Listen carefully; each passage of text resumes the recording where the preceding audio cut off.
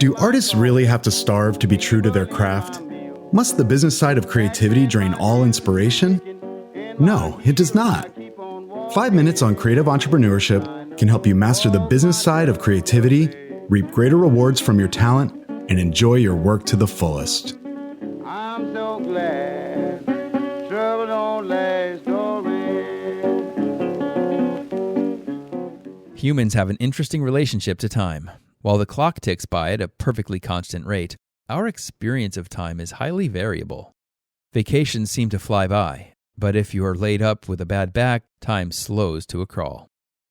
There are similar perception-based time distortions in running your creative practice. Estimating time when writing project budgets and evaluating time expenditures of various business tasks gets real murky real fast when relying on our faulty memories. But when your profits come in one form or another from the use of your time, these business time warps can seriously distort your performance and undermine your profits. I'm Eric Holter, and I've been a serial creative entrepreneur for over 3 decades. After graduating from Rhode Island School of Design in 1991, I could cut and print beautiful wood engravings. But I had no idea how to run a business. They just don't teach enough about business in art school. For the creative entrepreneur, time is money. It would be nice to get to a place in business where the money, like time, flowed strong and steady. But for most creatives, the ups and downs of cash flow is anything but steady.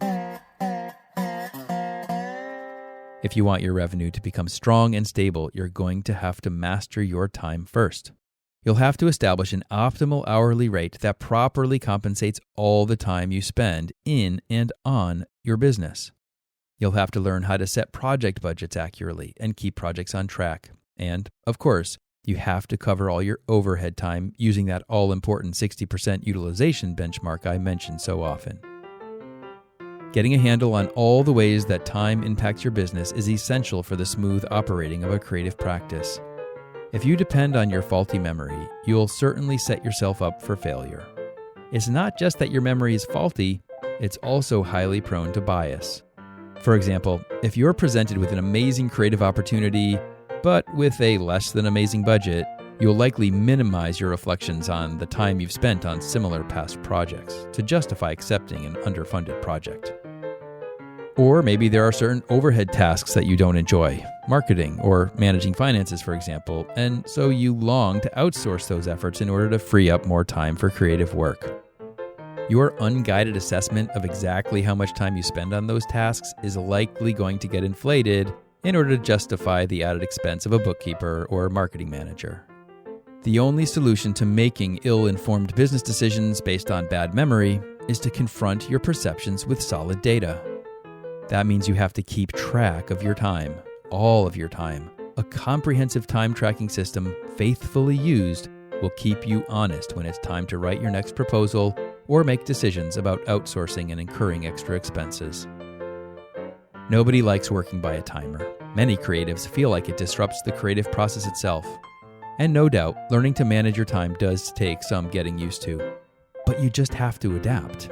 Without this data, you'll be repeating the same mistakes.